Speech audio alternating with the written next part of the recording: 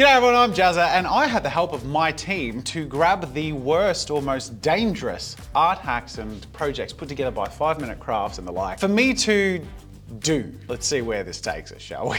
All right, so don't eat paint. Do this instead. Cereal in a bowl, crunch it up and pour in water. So food coloring with the Nutri-Grain and give it to the child as paint, and she's allowed to eat it. Let's give it a go. Pretty basic instructions. Cereal. This video is brought to you by a whole lot of recklessness. This is the zone I live in, baby. Now they just chunked it up and mixed it. I am gonna sieve it down to the finest degree possible. I may have gone too watery. I'm gonna see if I can sieve out the water and keep some of the glue. It seems to actually be working. We're mixing with like a mid-brown to start with. So any color I add to this, even if I intensify it, let's say blue or red, is going to simply darken and muddy with the color of the, I can get dark blue if I add enough food dye, same with the red. Now in theory, it works just as well as acrylic paint, but it's also a delicious treat. Let's give this a test, shall we? Red paint. Oh my God. Blue paint. Oh my God, that's awful. That is so awful. Oh my God. Just no, just stop. I feel like the only outcome of this is it teaches kids that it's okay to eat paint, which it's okay to eat non-toxic acrylic paint, but it tastes gross. They're not going to continue eating it. This, they might develop a taste for and then just think, paint's a delicious treat. That's a terrible art hack. Are you surprised? No, here's the next one. Next, we have a glue gun hack. This is bound to be helpful. And what? A knife, glue gun, and Vaseline. Okay, yep, continuing. So we're Vaselining the knife, glue gunning on it, and then it's safe to thrust the knife directly into your hand. Oh, it's a sheath. I love the demonstration. Like I made this thing, and now I can do this. Don't do that. Now the ingredients are simple for this one. We've got hot glue, Vaseline, and a knife. So this is a proper, extremely sharp camping knife. It's always best when applying Vaseline, make sure to engage in eye contact the whole time.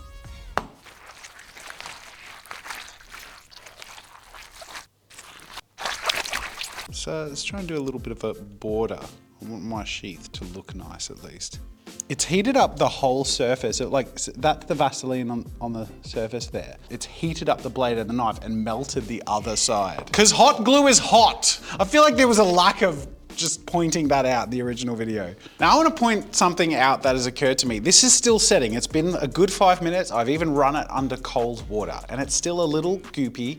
It'll be set soon. In the video, they intentionally disguise the fact that it takes time to set. If you watch really closely, there's like 5 frames where the glue is barely visibly setting. Those 5 frames, that was probably the course of, I'm gonna say like 15 to 20 minutes that they made look like 1 second.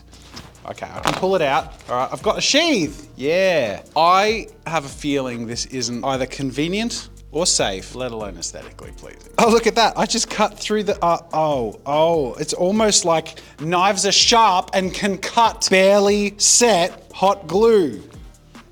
But don't think about that. On to the next one. All right, so we have Stanley Knife, like a sharp razor blade with more hot glue and flimsy wood. And a cigarette lighter? No. What are you doing? What? This is so reckless. No. This has 64 million views. No, that is so bad. So of the hundreds of millions of people watching their content, how many do you think are impressionable children who think things like this are a great idea? Most of them is the answer. We have sharp, heavy duty, stainless steel utility razor blades. You got that, kids? Hot glue, wood. Oh no, I'm so sad that I'm even doing this. So next we're adding another layer of hot glue so we can attach our fire source. You know, it's a good and practical hack when you have a source of flame involved. I feel like I'm being very irresponsible just holding this. This feels very wrong. Now, here's what I'm gonna do. Again, they don't instruct me to do this. I am going to fully cover up the metal. Metal actually conducts heat. So what do you think is gonna happen if I heat up a source of metal that's gonna conduct the heat throughout and it's adhered to with hot glue that melts from heat? This is so stupid! I really don't want to do this, but I'm gonna do it. All right, let's put it to the test. It's heating up the knife and I'm gonna just effortlessly Just really easily melt through 2 millimeters of the plastic before it cools down and doesn't cut any further. It's not the most convenient tool, I've got to be honest. All right, let's give foam a go. You ready? It should, like butter. Okay, not bad. It actually cuts. It was warm enough to melt a little bit, and then it just ends up, just use the knife. Just use the knife. All the things they cut in the video, they could have cut with just the knife and adult supervision. This just continues to solidify the belief we all have, let's face it, of 5-minute crafts, which is they're not trying to make anything practical or useful. They're trying to make something really weird and watchable, even if it's offensive or dangerous, because you watch it and then they move on to the next one. But don't think about that, let's move on to the next one. Next in the video, 23 DIY projects that will blow your mind. So there's a USB car adapter that we're just gonna pull apart to reveal complicated electronics. There's a positive and negative. Okay, so far, we all keeping up, kids? Great. Let's continue pulling apart our electronics with tools. So they're taking the USB bit of the car charger thing, attaching it to a thing you can attach to a 9-volt battery. I don't have the parts to do this, but I at least need to see how this works, what they're encouraging me to do. All right, we're adding in another, why is there another 9-volt battery in there? What did they do that for? That was not explained. Oh, because it's like a battery bank. Okay, I'm excited for this one because it's 18 self-defense tips that might save your life. If you feel unsafe, you want to defend yourself, pay attention. You ready? Just get a box of matches. Oh, you're out of matches. Oh, what do? You get a battery, steel wool, and cotton wool. This also doesn't seem safe. All you need is cotton wool, steel wool, and a 9-volt battery. I mean, I'm a little nervous about this. So let's try it with a really small amount of the metal. Now, I'm struggling to get it working with this steel wool. This happens to be one of the steel wools that we just had around, but they happen to have left me with 2 bunches of steel wool. So maybe you happen to have this one lying around, and because this one is much more fibrous and dense and soft rather than stringy and sort of hard to get a current through, I'm hoping that this one works a little easier. Oh my God. Oh my God. Oh my God. Definitely on fire. Okay, we'll take it out. Yeah. Now that video that I got that tip from has 50 million views. Like I sort of said with the other video, imagine how many of those might be kids. And as you imagine that, I wanted to point out that the first attempt I had, and I was uncoached, I've been given no instructions with any of this, I'm just following it. I grabbed this whole wad and put a whole bunch of this on there, gave it a crack. It didn't work because it was the wrong type of steel wool, but imagine if I'd have just done it with this one first. In fact, you may not have to imagine. Let's head outside. Now, as I show you this, imagine with me, if you will, a couple of little scamps excitedly watching their favorite channel, 5-Minute Crafts, to get some great tips and practical ideas. Ooh, they think this is a fun one to try. Let's go get some steel wool and cotton wool balls that we happen to have 2 meters away. I have a 9-volt battery with me right here, says their friend. And off they wander to give this hack a go. But little do they know the combination of materials that they have, or maybe a subtle agitator or accelerant they decide to add out of joy of watching these sparks take shape, quickly brings the whole thing ablaze in a delightful way that burns down the house. Look, it may not be the most realistic scenario, but it is a possible scenario, and there are no disclaimers or like examples or even any sort of guidance or words with that. It just shows a cool thing happening. So just give it a go, kids. Now these next few have been outlined to me by my team in red, meaning don't try them, so you know they're gonna be good. Oh, yeah. Glue gun and glue on human skin and hair is probably why. Look at that, just try that one out. She looks so happy. Look at that eyebrow waggle. This is a real person. She just winked at it like, cheeky bloody hot glue all over my hair. I hate my boss for making me do this, and I'm gonna go home and cry tonight as I cut my hair to a length I did not agree to, but my employment is predicated upon. That's that expression right there. All right, next. What?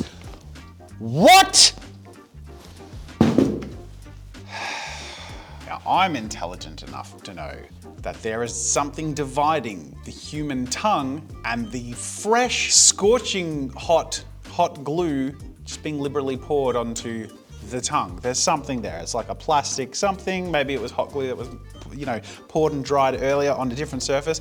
So she's not getting hurt. They don't tell you that. They're just like, hey, here's a great idea. It's hot glue. It's called hot glue. Oh my God. All right. Materials for this one listed as glad wrap and a heat gun. Okay, so don't! Oh my God. This is a heat gun. It is not a toy. Like hot glue gun, if it has gun or hot in the title, you rest assured it's probably dangerous. So don't use it on human skin. Show me a bloody hack, go on. Show me what's life-changing about scorching your skin. That's it, it's like a shoe protector. That's it. This is so dumb. And the last one outlined for me to not try, steak, toaster, and foil. Things you readily have available. All right, put the steak in the foil. Get it ready to cook. Season. Nice, okay, cool. Fold it up in the foil and... No! No! I can't know enough! Really? That is, it has 50 million views. And it's not like, there's no content warning.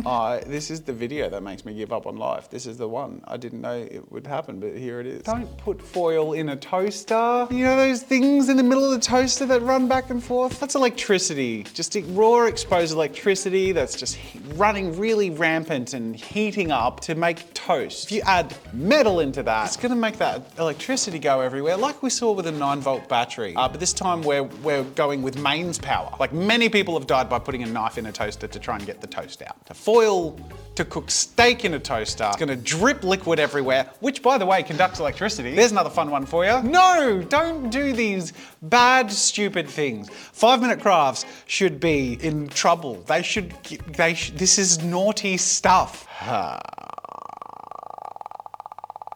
All right, so this next one, my team has outlined in orange, meaning maybe don't try it, but can if you want to, but it might be bad. So let's see what that means. A stick and poke tattoo. All right, so let's clean our hands. Let's get our mat out and a sharp needle, okay. Burn and sanitize the needle, I guess. Thread the needle, wind it all up and shove it into a pencil.